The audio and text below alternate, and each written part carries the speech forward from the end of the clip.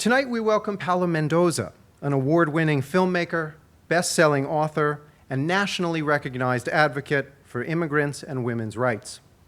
She has organized some of the largest and most impactful cultural and political movements in the past decade, including the Women's March, Families Belong Together, and Trans Prom. She co-authored the New York Times bestseller Together We Rise, behind the scenes at the protest heard around the world. Her young adult novel, Sanctuary, was critically acclaimed and is currently being adapted into a motion picture. Tonight, she's going to speak with us about her new book, Solis, a companion to Sanctuary, about undocumented immigrants subjected to deadly experiments in a government labor camp and the 4 courageous rebels who set into place a daring plan to liberate them.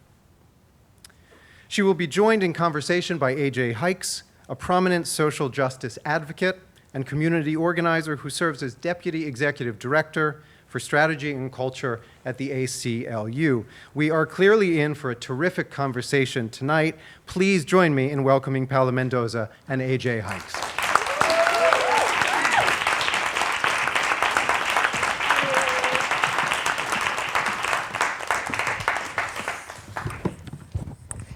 Hello, friends. Oh, look at this room. Oh my God, so many wonderful faces.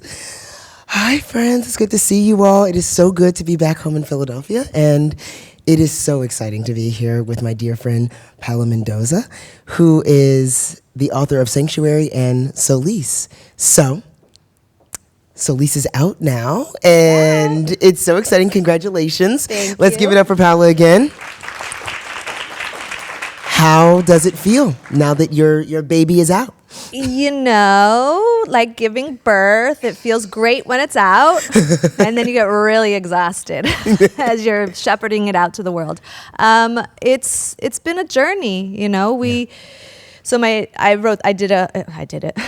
co-authored this book with Abby Sher, in which we also wrote and co-wrote Sanctuary together as well.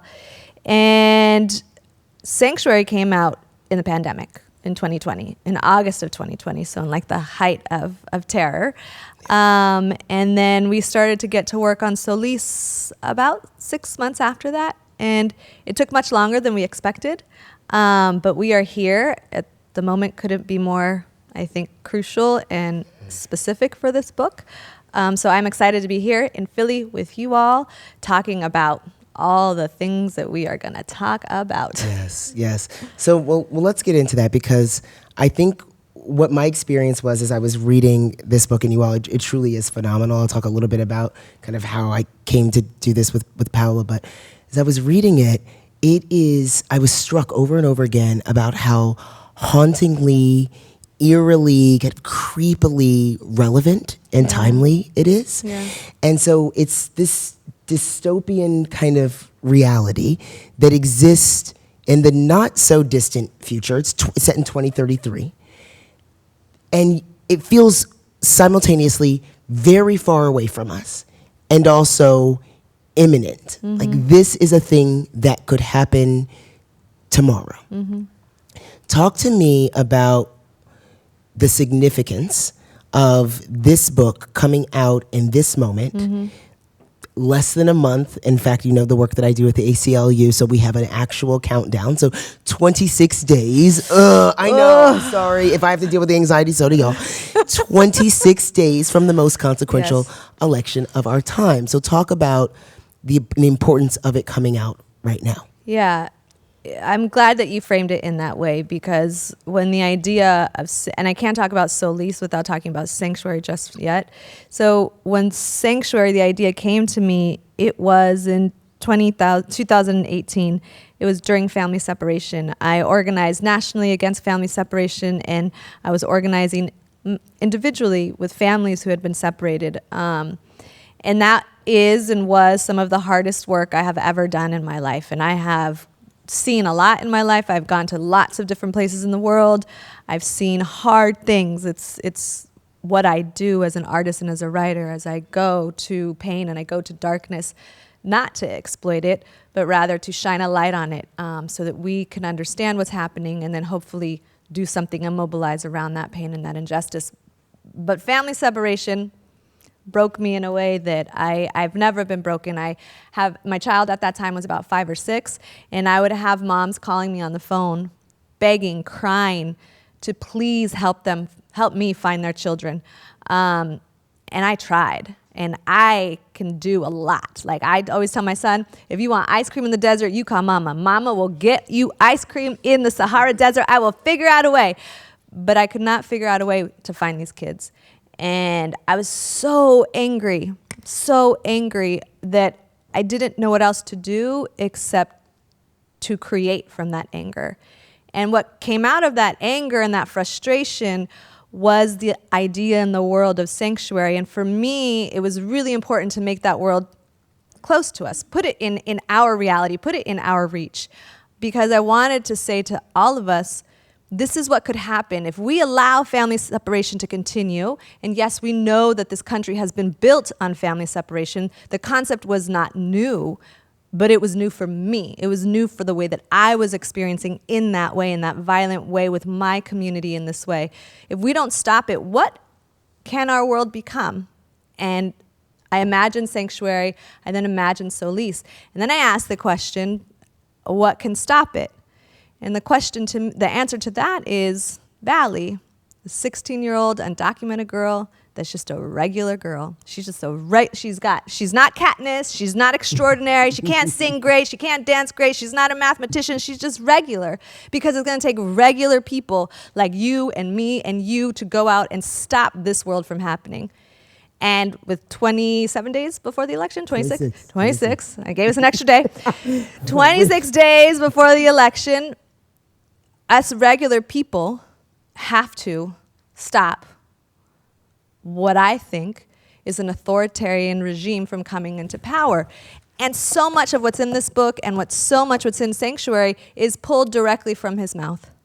Pulled directly. The deportation force, he said that he was going to make a deportation force and deport millions and millions of people. I put it into a book. He said that he was going to start camps where he was going to put undocumented immigrants in that. That is also what's in this book. And so I have been living this for 6 years in my mind, and we have all been living this atrocious reality during his presidency and after his presidency, and I believe that this is a clarion call, a warning, and also I hope that serves as an inspiration to fight no matter what happens after 26 days. That's right. Regardless, there's a lot of fight. Whether it's Harris, whether it's Trump, there's a lot of fight. There's a different fight. That's exactly right. So we got to keep fighting after that. So thank you for writing this and for reminding us both about our power, but also the necessity to push back. You said a few things in there that I want to pull. There's some themes that came up again and again and again here, but the thing that I want to go immediately to is not just the power of everyone, but the power of young people specifically. There is a theme here about the power of young folks, of children, to save us, to save the world, that I think is really beautiful. There's a quote that I want to read that comes kind of towards the end of this, actually. Sorry, I used the microphone. No, I know, it's such a large microphone. And there's a lot in here about young people, but what kind of world have we created where children feel they must sacrifice themselves for the freedom of others? And I pulled that quote because again and again and again, you use children and you use young people, and we look through the lens, the perspective of young people, to see hope and to see resistance and a different possibility, a different world for us. So talk to me about how you use young people in that way. It gets me emotional because, as I mentioned, I'm a mother, and so I see the world in the world that we are all leaving our children. I see the world that I am leaving my son, and it pains me deeply. I'm ashamed of what we've done collectively, and yet this is our reality. And so my job, I think, as a storyteller serves two purposes. One is to shine a light in darkness, light a path, hopefully forward. But I really am trying to tell young people, because we've fucked up so badly, that they can figure it out, that there are models historically where young people have created movements that have changed countries and have changed culture that seem completely insurmountable and not changeable, and yet they did it. I think about apartheid in South Africa and the Soweto uprising. That was 8 and 9 and 10 and 11-year-olds that died because they refused to learn in Afrikaans, and that started a very important historical moment in apartheid. And obviously here in the United States, in the South, with the Freedom Riders, I was going over the history with my son just in May, and we were talking about the Freedom Riders, and to be teaching him that in Brooklyn with what's looming is heartbreaking, but also a reminder to all of us that in some way or form we have been here before and there's a way out. I hope, and this is why we're here, right, that we don't get to that darkest place, that we can stop ourselves before that darkness completely overwhelms us. But even in darkness, there is light, and so I believe in our kids. I was just telling AJ, I was doing a workshop earlier today, a writing workshop, and it was a really beautiful writing workshop because it was intergenerational.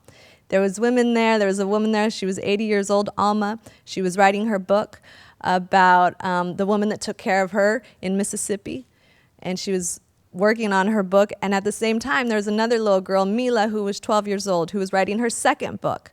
Exactly. And that to me gives me hope, and that is what's powerful. I believe in the idea that community will save us. No matter what happens for 26 days, community will save us. And so that's what's part of this book, is to say these people in this book go through some dark shit, like real dark shit, real heavy things, but even after we lose some people in this book, there is still hope, there is still possibility, there is still light. Yeah.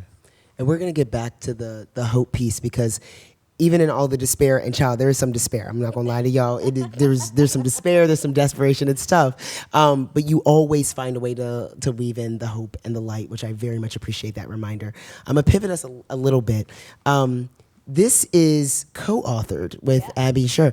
So I'm very fascinated by the process of co-authoring. What is it like to write a book with another person? What was that process like? This is also told from 4 different perspectives. There are 4 different women, young people that we're looking through the eyes of. So talk to us about that process. What did you love about it? What did you find really challenging about it? Yeah, and I will say that Abby and I did it for a second time, so clearly it worked out well the first time. You're still talking to each other? We're still talking to each other, yes, well yes. Done. It had its challenges, just like any relationship does, but it was very fruitful. It was creatively fruitful and a beautiful collaboration. In 2018, when I started to imagine this world and think about this world, I was in the height of my organizing, and so I knew that I couldn't step away and write a book for 2.5 years in 2018. Just wasn't possible. I was like, I can't, and yet I have this book inside of me, and so I talked to my agent, and I was like, I want to write a book. And so she was like, well, why don't you get a ghostwriter? And I was like, I don't like that. That's not me. I don't need to be fake. I don't need to lie. And not that ghostwriting is lying, but I couldn't do that personally. So she was like, you want to co-write? And now I've directed films where I've co-directed films. I do a lot of different kinds of collaboration. So I'm not scared of collaboration at all as an artist. And I was like, yeah, this is interesting. Let's see if we find the right person. And so I interviewed a bunch of people, and I clicked with Abby. And Abby is not the person one would think that I would click with. Not at all. She's a white woman, Jewish woman, not an immigrant, lives in suburban Jersey. I didn't understand. I just followed my gut. I was like, this is interesting. She's not movement at all. So she had a lot of learning to do, but she was open to the learning. And it worked. We literally plotted out Sanctuary together, knew everything that was going down in Sanctuary. Same thing with Solis, knew everything, plotted out, details, everything in the scene. We knew the arc of our characters. We knew how it would end. We knew absolutely everything. And then we would just divide it. And then she would take some, I would take some. Solis was easier because, as you mentioned, it's 4 characters. So I took 2 characters and I wrote those 2 characters, and she took those 2 characters, and then we would swap. And then we would edit and rewrite, and it would just go back and forth. Solis was a little bit more complicated and harder to explain, but Sanctuary was a little bit more complicated and hard to explain, but Solis really worked out beautifully well because we also needed 4 different voices. So as a writer, we really just had to focus on our voices, and then I would come in and go into her voice and then change it and work it out, and it was really beautiful. I lost my train of thought. Besides, it was beautiful. It was incredible. So you wrote your two characters, and then you would edit each other, and y'all just continued back and forth like that. How long was the writing process? How long did you all? The writing process, it took us 3 years, and there was like a 10-month gap in there for some health issues. But the writing process, it was about 2 years, I guess, a little bit longer than 2 years. So I'm interested, because I went to, just full disclosure, I went to the book event that you all had last night in Brooklyn, and so I got to see Abby, and I agree. I was like, oh, I didn't expect this to be the co-author. Exactly as you described it, Abby, that's what she looks like. And so I can make some assumptions, since you divided the 4 characters, I can make some assumptions about who Abby wrote for, but I am interested. I want to ask you, this is somewhat controversial, I don't know. I know what you're going to ask. You know what I'm going to ask. My partner, Rel, had this question as well, because she started reading this after I finished, and she goes, oh, so we start from the white girl's perspective, and she was like, okay, how much do we do with the white girl's perspective? And so I'm interested.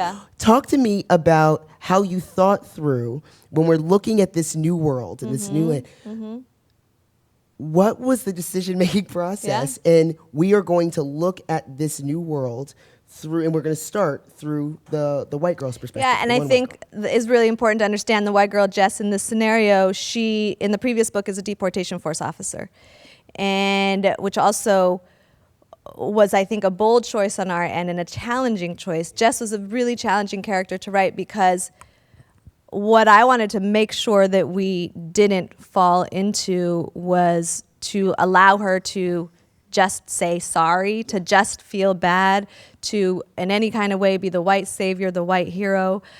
What I wanted to show, and what we wanted to show with Jess's arc and her character, was what does accountability look like when you are guilty of really bad things.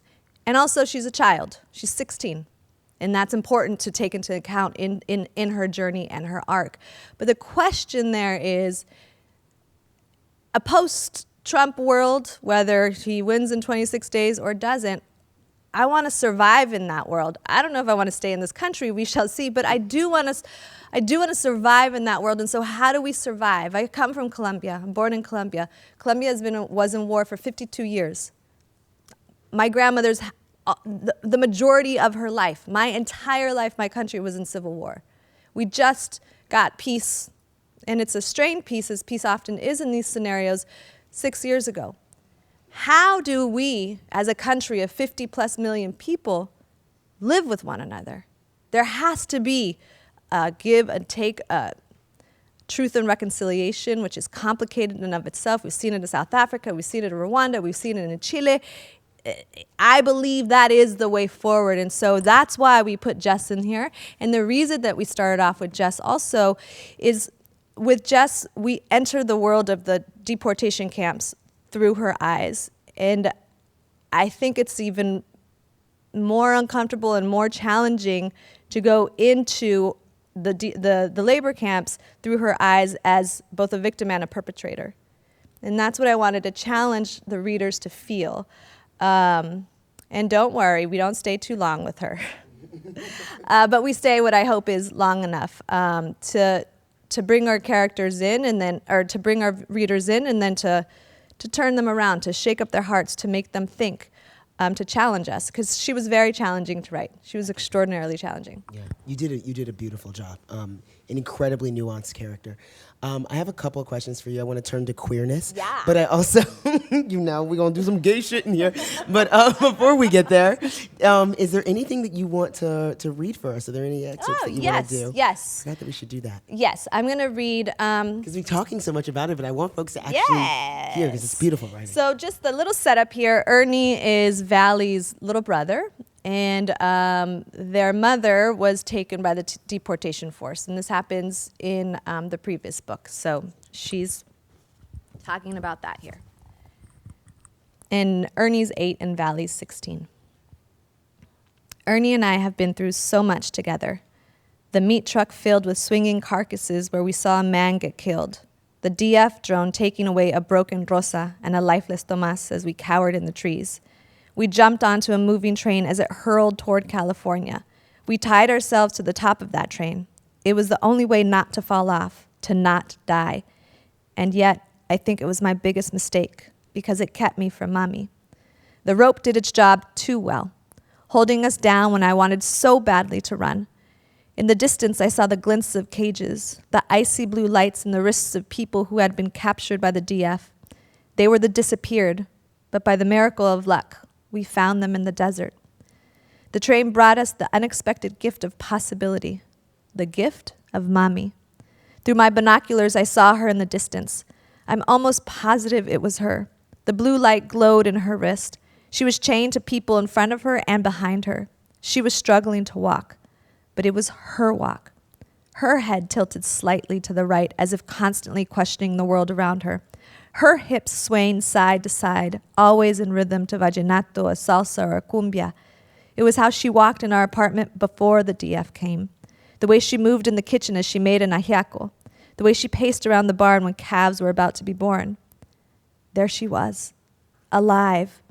She was a couple of miles away, and an unfinished wall surrounded her, but I was sure it was her, and I needed to get to her. I tried to untie the rope, but I couldn't. The train kept moving away from mommy as I picked up and pulled at the knots binding us. I almost had it. I was so focused on the rope, I didn't notice the DF as they approached our train, but Ernie did.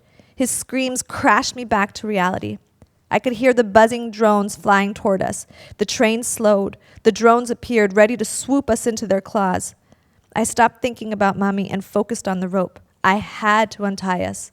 Our freedom depended on it. My fingers worked miracles. We jumped off the train like birds taking flight for the first time. We smashed onto the ground, slid down a ravine, and ran away into the desert. At that moment, I was forced to choose between mommy and Ernie. I had to decide between what was right in front of me and what might be in the distance. I promised mommy I would get Ernie to California, and I did. I promised myself I would go back and get mommy, and I will. Yo, this shit is really good. Like, it's a really good book. It's a really good book. Well, okay, I'm going to get to queerness, but now we talked, I'm always going to get to queerness, but... As you should. Yeah, we don't leave queerness. But that makes me think about the theme of motherhood that runs throughout. So I should say, I told you this backstage, but, and Rel can attest to this, you had me crying in public multiple times. Like, I cried on trains, I cried in coffee shops, I cried in a bar in the East Village, and multiple times I was like, God damn it, Paola! Every time it was heart-wrenching. Like, it was just, and so for those of us who maybe have lost parents, have lost mothers, have strained relationship, honey, just heads up, you have a strong theme about the power of our families, mother's love, children's love. It runs throughout. It really runs throughout, but specifically between Vali and Liliana. Talk to me about that. Talk to me about how you wrote how you made the decision to make that such a strong theme, and like what it means to be a mother. All of my work is ultimately to pay homage to my mother. I am an immigrant. I came to this country with my mother when I was very young. I was 3. My mom was in her early 20s. She was a young mom, and she had a 7-year-old and a 3-year-old. And we were the first of our family to come to the United States. Everybody stayed back in Colombia. She went to California, where at that time there was no Colombians. I still don't understand why she went to LA, but we went to LA. So we were pretty isolated and alone. And a few months after we arrived in the United States, my dad told my mom that he was going to work, and he never came back. He abandoned us. He left my mom with nothing. No family, $200 in her pocket, barely a high school education, no English. And my mother did what millions of immigrants have done before her and mothers have done before her. She made miracles happen every single day. Somehow, some way, there was food on the table. Somehow, some way, we had an apartment to live in. And when we were homeless, she still found a way to keep us safe. So I saw my mom sacrificed so much on her own that when I decided that I was going to be an artist, she was very mad. She was like, I did not go through all of that for you to be a starving artist as an adult. What are you doing? You have options. Yeah, you go be a doctor, go be an engineer, go be an accountant, go be anything but an artist. She didn't talk to me for 2 weeks because she was so mad, but I was like, this is what I want. And it was really, really hard for me. I don't know if there are any children of immigrants in here, but I think like a through line is the responsibility we feel to bear and hold our parents' sacrifices, if they tell us or not. My mother never said anything like that to me, but I know what she went through and I know why she went through it. So I've always felt and wanted to make sure that her sacrifice was worth it for the life that I was living. And so to go against that by telling her, I'm going to do something that you don't want me to do, honestly, was one of the hardest things I've ever done in my life. And then after the 2 weeks where she still wasn't talking to me, I was like, Ma, this is what I'm going to do. You can either support me or not, but either way, I'm going to do it. So it's up to you. And bless her heart, she is now my biggest fan, and she supports and loves all that I do, and I'm not starving. But that feeling of making sure that her sacrifice is worth it is now in everything that I do, everything that I create, every movie that I've written, it is always constantly a love story between a mother and a daughter. That's what it is. And so my mom's name is Liliana, so this is a little on the nose, but I normally am not that on the nose. Yeah, but that is what it constantly is. And now as a mother of a son, obviously I have an even more profound respect for my mom, and I can't fathom that she did that for us for so long, but it's even more appreciation towards all moms and parents who parent children. So beautiful. Thank you for that. And I didn't know all that about you, so thank you for sharing that with us. All right, y'all want to do some gay shit? Let's talk about some gay shit. So queerness is throughout here. So I will say I should have known there was going to be some queerness, knowing you, but I was still delighted because again there's violence, there's despair, there's a lot of death, and then in the midst of all of it, you give us queer love, which thank God for queer love, and what I appreciate about the queer love that you gave us, and you'll have to give us some more context, is that it functions as like a balm. It functions as an antidote to the violence, to the despair. You also give us some, I'm just checking to see if there's any kids. You gave us some queer sex, which I appreciate as well. Well, it's YA, so it's meant for young people to read about queer sex. That's true, but it's not graphic. It's a little something. It's a little something. So thank you, first of all. Thank you. And it's so significant as well, because it is YA, to have this kind of representation of young queer folks who are, like, their queerness is actually not the central part. The queer love story is part of the central part of the story, but it is not, like, nobody's shocked about the queerness. No. There's nobody's being ostracized about that, so thank you for that as well. But you really situate queer love as a balm, as a respite in all of this despair. So talk to us about that decision. Yes. And thank you. Yes, it was really important to me that the queer love in this book not be the cause of violence. I was talking with Chase the other day, and he was like, "What's the first queer movie that you ever saw?" And I was like, And then I thought of it, and I was like, I don't want it to be that. But then he was like, "What is it?" And I was like, "Boys Don't Cry."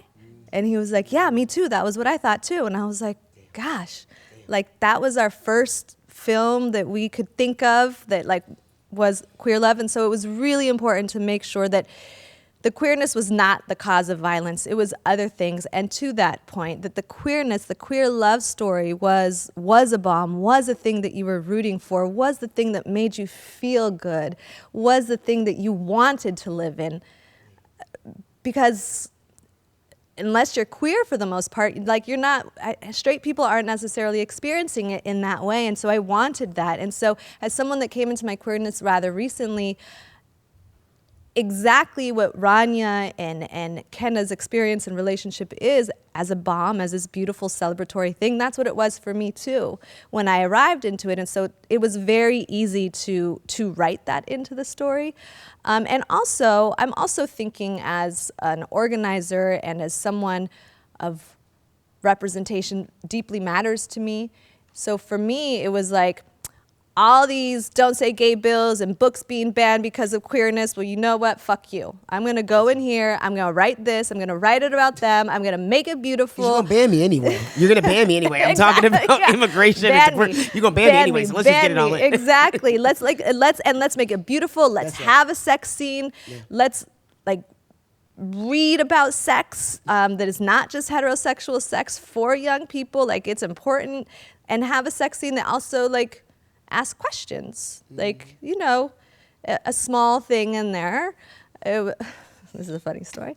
I was writing, and I talk about hands and what hands are doing, and my editor was like, "Who's straight?" Bless her heart. She was like, "Wait, I'm confused. This, that," and I was like, "Girl, it may not be for you. It's not for you." But that's the point. I'm like, yes, let's ask these questions. Let's ask these questions, and let's have these conversations. So that's part of it, and it's one of my favorite arcs, and I just find it to be just a beautiful queer love story. So when a kid is asked, hopefully when they're in their 20s, 30s, 40s, what's your first queer love story that you read, they don't have to say Boys Don't Cry when Brandon Tina was murdered, but rather this love story that or Heartstopper that's so beautiful and celebratory, all of these things that is just let's just celebrate it and love it. Yeah, let's just celebrate beautiful queer love. I appreciate that. I'm gonna connect the two. I'm gonna connect the motherhood piece and then the queer love piece. I don't want to give anything away because there's a huge thing that happens here, but there is a moment where mothers and women, because there's another arc here about strong women and women's ability to save the world, frankly, which I very much appreciate, where women are using their bodies to protect queer love and moments of queer love. And women and mothers are doing that. And I'm so grateful to you for bringing that together, because even in that moment where mothers are using their, and I'm trying not to give anything away, but using their bodies to block violence and to block the separation of queer love. It is not about, again, ostracizing this. It is about protecting the love of these two young women, which was a very important story to tell in a very important moment that you had there. Thank you.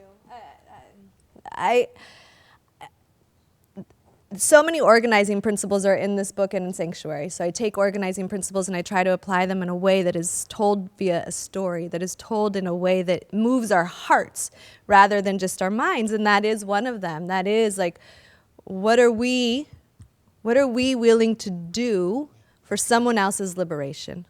That is the question. And it can be as small but as major as literally putting your body on the line to protect a moment of queer love that is so intimate and special and painfully beautiful. And it can be, I also don't want to give anything away, but other moments in the book where the sacrifices are much bigger. But it's a question that I think that if we asked ourselves that question often and honestly, what are we willing to do for someone else's liberation? It pulls us out of the individualistic, capitalist ways in which we're brought up, which it's just how do I want to get free? What do I do when my community is under attack? I want to help communities that are not of my own, because I want all of us to be free, and I want you to help me find my own freedom too. And so that is what that moment is about. So thank you for bringing that up. Of course, thank you. Okay, I want to talk about hope. Yes. I want to talk about, because I know we're going to also get to some questions, but I really want to talk about hope, because I feel like in the midst of all of this, you make sure that we don't lose sight of hope. And there's two things. I wrote down, I'll tell you, I sent my questions to Paola just literally moments before we came here, and she was impressed that I had I'm page very numbers. impressed. And And some of my friends are in the audience, so they know how much of a nerd I am. But I had page numbers and everything. But I want to talk about how consistently and intentionally you give us hope through this. And so there's a moment where Lily, mother, is writing to Vali, her daughter, and saying, and talking about how terrible it is in the camps, frankly. And she says, Vali, I tell you these things not to scare you, but to make sure you know that we can do things that feel unbearable, that each day we get another chance to fight. So she's talking about the camps, but she's also talking about what can be done to resist. And the book closes, I think I can say this without giving too much away. Freedom is for all of us, the ones they tried to capture, the ones they wanted gone, the ones who will carry on. And so this beautiful narrative that you continue to write for us around resistance, around liberation, around resilience is something that's incredibly important, especially in the face of what we're looking at now, in our reality and what is possible, what could possibly happen. So talk to us about the importance of hope. You know, as someone that really started I've always told stories of immigrants, specifically undocumented immigrants, for over 20 years. That has been, like, obviously personal, important, and I've been doing it in movement spaces for a very long time. But in 2016 is when I really started to organize, me, straight, on the ground, all the time, doing all kinds of things across the board. And it really took a toll on me. It broke my heart a million ways, over and over and over, and exhausting, and rapid response, and exhausting, and trying to be a mom, and trying to, pay my bills as well. And what I had to do is find that hope. What I had to do is understand why I was waking up day after day to do this. And at first I was organizing from a place of anger, so much anger, righteous anger. And I realized, and this is not something that I have come up with. It's been said many times over by brilliant movement leaders in the past all around the world. I realized that anger was depleting me and exhausting me, that it was taking away from me. And what I really needed to start to practice and realize in my life was I needed to organize from a place of love. Because if I was organizing from a place of love, that was filling my cup as a way of taking, instead of taking away. That was giving me. That was generative. That was allowing me to be expansive. I would not get so exhausted if I was organizing from a place of love, if I was telling stories from a place of love, but rather I was being energized. And in that love also is hope.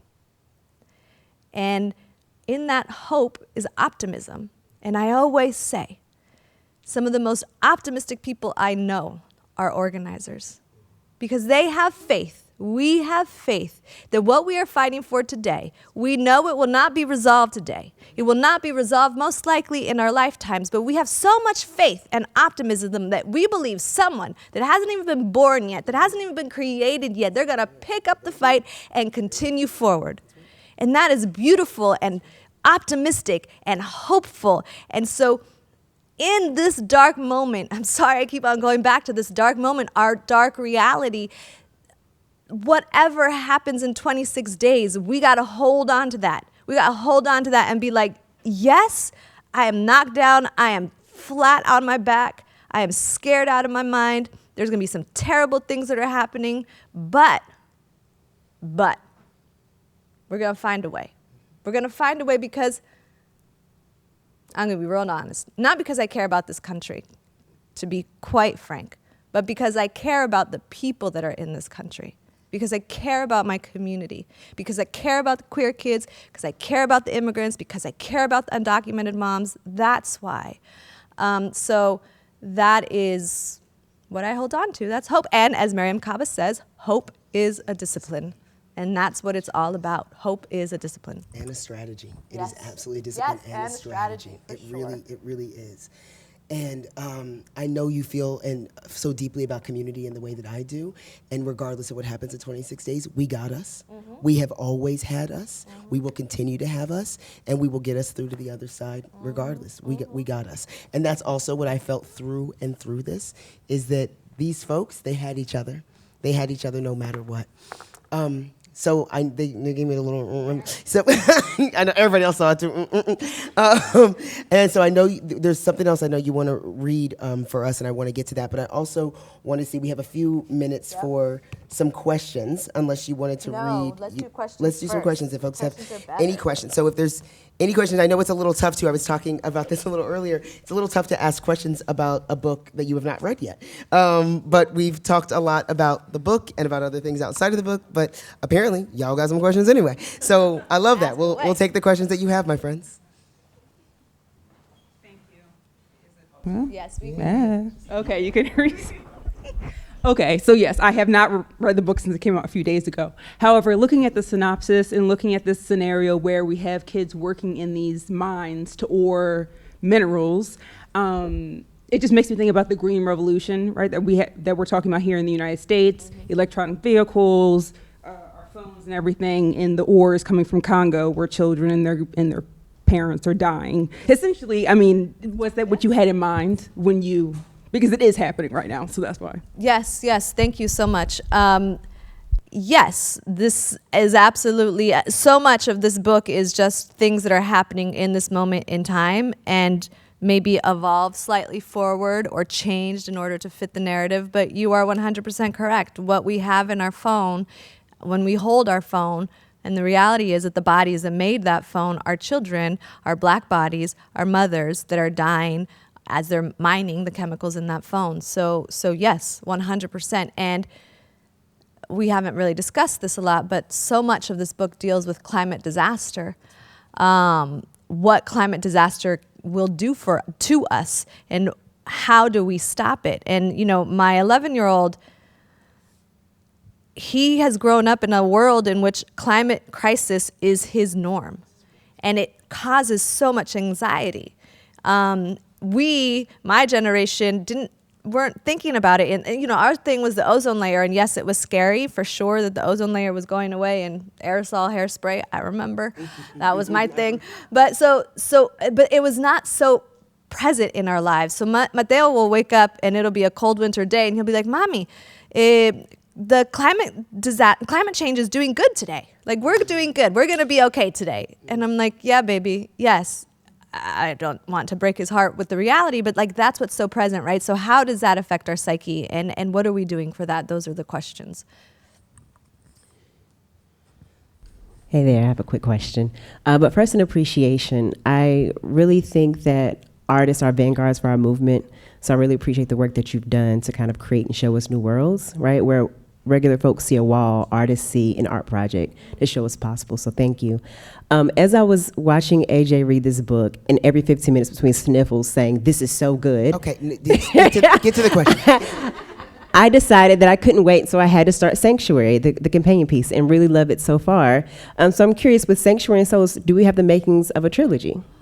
Oh, I love that question. So yes, it's in my brain. It all depends on how this sells in order to get the third one sold. But I will say this is what's interesting to me about the trilogy. We wrote Sanctuary not necessarily knowing where it was going to end, like not at all. We wrote meaning the trilogy, not at all where the trilogy was going to end. Got to the end of Sanctuary and we're like, okay. Now Solis wrote Solis not knowing where the trilogy was going to end still. And then I was like, I was watching Dune, the movie. And I was like, okay, which I actually really like Dune, the movie, personally. But I was like, okay, I understand exactly what's happening here. The good guys, the bad guys, they're going to go to war, and probably the good guys are going to win. And then I started thinking about all of these things that like set up good, bad, war, somebody wins, Hunger Games, all of it. And then I was like, it's kind of what we set up here as well, not giving much away to that. And I was like, but what does it look like if we think about it from a feminist perspective? Like, what does it look like when we're on the brink of war, possibly, but like we don't allow it to happen because we don't do the patriarchal idea of winning and taking something down and being in charge, but what does it look like from a feminist perspective? And I started to think, and I was like, there's not a lot of books out there like this. There's not a lot of stories out there like this. And then I was like, but wait, Parable of the Sower.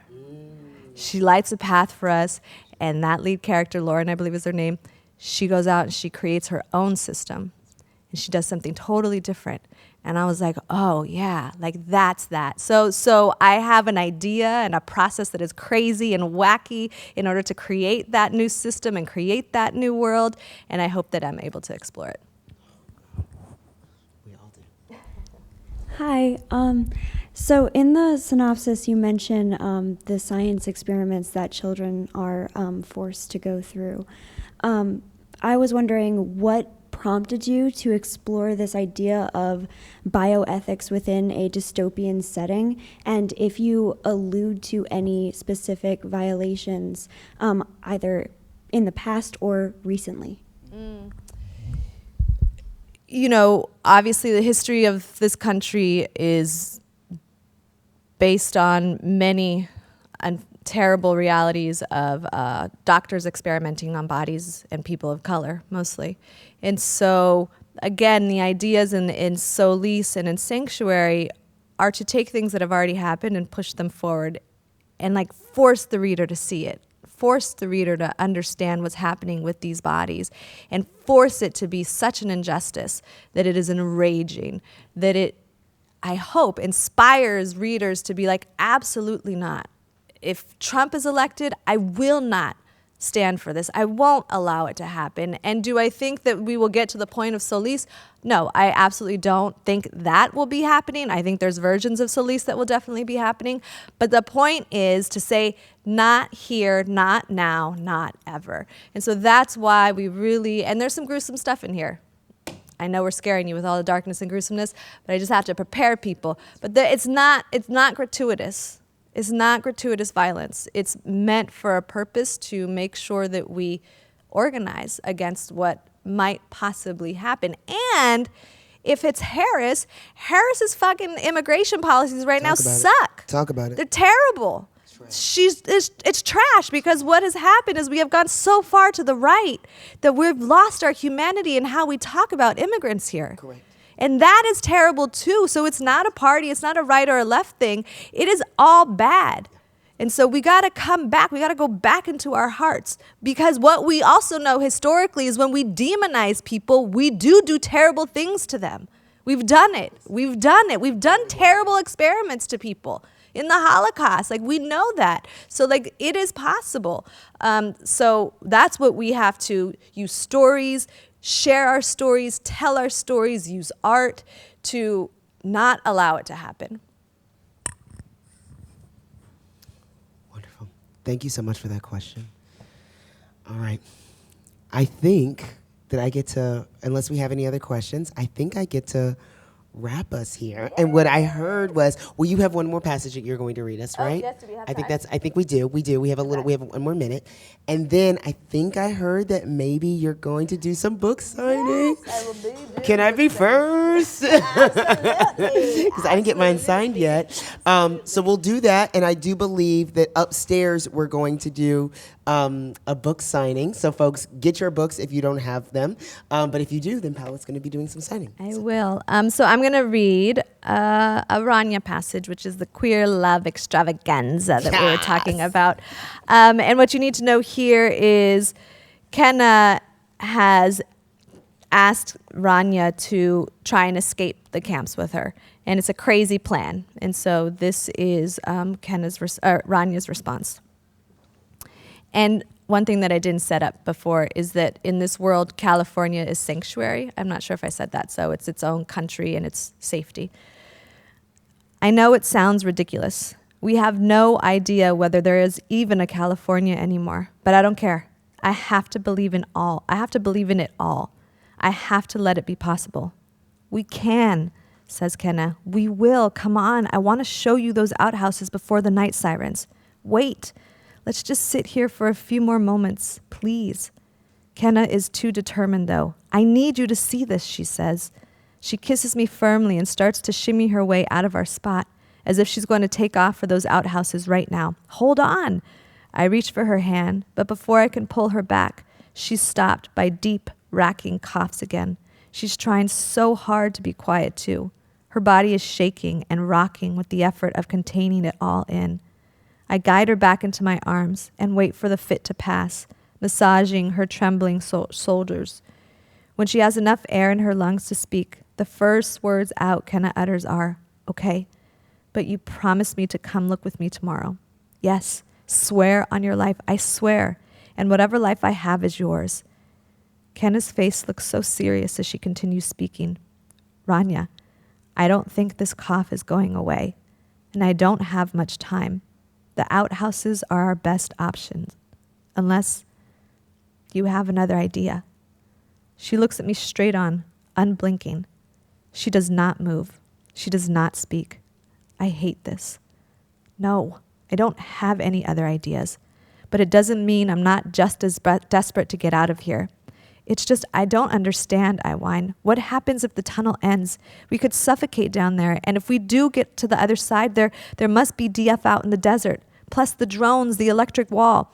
I keep blabbering about fears and excuses. Kenna waits for me to peter out before opening her mouth again. Her voice is low now. "I get it," she says. "But just know, we're running out of time." Her urgency feels like a windstorm, turning everything inside out. Her cough is definitely getting worse, but she's still fit enough to work. So will they call her up for the harvest? I can't imagine that. I refuse to imagine that. At the same time, I don't think crawling into a sewage pipe is going to save either of us. "We're going to make it," I tell her. My voice sounds hollow and unconvincing. "I hope so," she answers. "I know so," I tell her. "I'm going to look at the outhouses with you tomorrow, and then we'll make our plan. We'll get out of here." I want to believe in this outhouse idea, even if Kenna is coughing again and the thought of her inhaling shit while we somehow crawl under the electrified wall, it's also desperately improbable. I rub her back. I wait for the fit to pass.